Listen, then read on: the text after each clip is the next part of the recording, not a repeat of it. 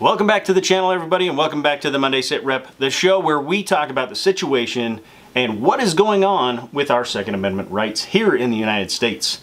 So today, we're going to talk about a bunch of stuff that is happening. It's been happening this last couple of weeks. Some things in the news dealing with your Second Amendment rights. And there are some good things to talk about today.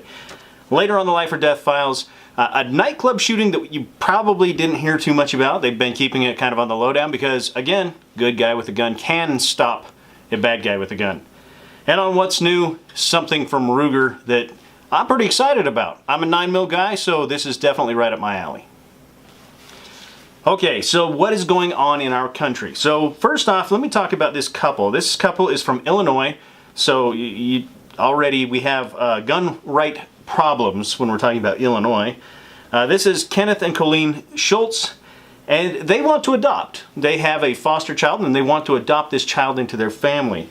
However, Illinois laws are very strict on gun ownership and what you can do and still adopt a child. So pretty much what this comes down to is, yeah, they are allowed to own a firearm, but their ability to use that firearm is completely just negated. They have no right and no ability to use their firearm to protect their family. The issue is that Colleen, she works for the Department of Corrections. There is a threat, a potential threat against her life. There are inmates who are incarcerated in Illinois who are actively seeking names, addresses of employees, and they want to, make threats against them and possibly kill them. So Colleen and her husband, they have firearms. They've owned firearms their whole lives, and what they're being told now is that they have to disclose all the firearms that they own, including ammunition. They are required to keep ammunition and firearms completely separated, locked up separately. The firearms themselves have to be locked up in a metal box with a trigger lock on it also. Can only be a key trigger lock, can't be combination. And the key to that trigger lock has to be maintained on their person at all times, or it has to be kept off the premises. So, how useful is this in an emergency? It is completely, I guess, it's worthless, if you ask me. Why even have a firearm? May as well just use a baseball bat if it comes down to that, because that is completely useless. And it is an infringement upon their rights. All of this because they're trying to be good parents. They want to adopt a child that they've been taking care of as a foster child, and this is how they're treated. So hopefully things will turn out. They have a lawsuit against the state of Illinois trying to basically fight to keep their rights because they are definitely being infringed. So, some other things we have going on. A couple of weeks ago we had Matt Damon, talking about wanting gun confiscation in the United States. I don't even know who's listening to this fool anymore. To be honest with you, who is he to say anything about this kind of stuff? I like the Jason Bourne series of movies, but I'm not going to be seeing any more of it. Hypocrite much there, Matt? I just boggles my mind. Then we also have our very own president saying that it's easier to purchase a Glock than a book. It's easier for a kid to purchase a Glock than a book. Wow. Obviously you haven't done much research because that's absolutely not true. How is that even possible? Okay? And it's irresponsible as the leader of the free world to even say such a thing. I tell you, our rights, our Second Amendment rights, are under fire every single day. There are some good things. So let's talk about some good things. There's some good things coming out of the state of Arizona. Arizona is definitely a state that has a strong belief in gun rights, and it shows for sure. They were one of the first states to allow constitutional carry, so concealed carry without a permit. They were one of the first, if not the first state. I'm not sure if they beat Alaska or not, but it is definitely a good place for gun rights. So let's talk about some of these. So last month we had House Bill 2224. This prohibits cities and counties from implementing and adding an additional tax or any other kind of fees or anything like that for the transfer of firearms. This, really allows, I guess, more of the free market to, take place. They're not imposing anything.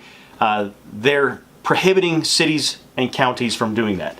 Another thing they're doing that limits the power of cities and counties to be able to infringe yours and my rights is Senate Bill 1266, signed into law by the governor, and this prevents cities and counties from imposing other additional regulation. What it does is it says that all of those laws, if you make a law as a city or a county, it's invalid, completely invalid, and the state will now fine you. And people who have their rights infringed by these laws are legally able to sue those cities and counties. And it says that it allows the court to award those individuals up to $100,000 in damages. So, fantastic, absolutely. There is one more. It's a House Bill 2338, and it allows a little bit more free movement of firearms. Now, they still have gun-free zones in schools, particularly, and this is saying that, that area, that buffer zone around that they used to have, so the streets and things that are going around schools, people can move through those areas without fear of breaking the law. So if you're going on a thoroughfare, on a street, that you are allowed to do that. Particularly, I guess this is an issue with Arizona State University, their campus, being all the streets that are going through there, it's allowing a little bit more freedom of movement for gun owners. So definitely some good things. Obviously, that isn't exactly where we hope it would be. We would hope that they would just open those areas up and allow for people to carry, but steps in the right direction for sure. So next on the life or death files, we have a man who, he shoots up a nightclub, and guess what? It doesn't end so good for him. Okay, so Jody Ray Thompson pulled out a gun. He was having an argument, and this was in South Carolina. He was having an argument with somebody at a nightclub early morning and starts shooting. He actually shoots 3 people. None of them are critically injured. He misses the 4th, and actually the 4th happens to be a concealed carry permit holder. Pulls out his own gun, returns fire, is able to shoot Thompson in the leg, and police show up. And it takes them a while to sort everything out. They just see 4 people injured, but once they start talking to witnesses, they figure out that, yes, one of these people is the person who was the shooter.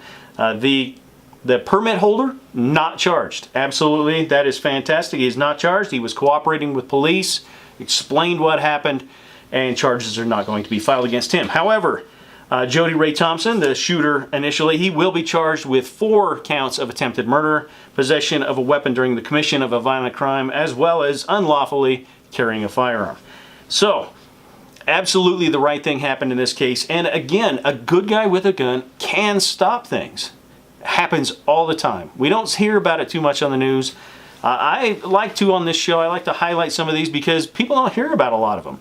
It happens a lot more often than people think. And definitely more often than the anti-gun people want you to know about. So next, on What's New, it's a new item from Ruger in 9mm. So, what's new? Alright, so Ruger recently announced they have a new 1911, the SR 1911 in 9mm coming out. This is a commander style and size of handgun. It is a little bit lighter than its traditional one. It is not stainless steel or regular steel. It's gray anodized aluminum frame. It has some rubber grips to give it a nice, cool look.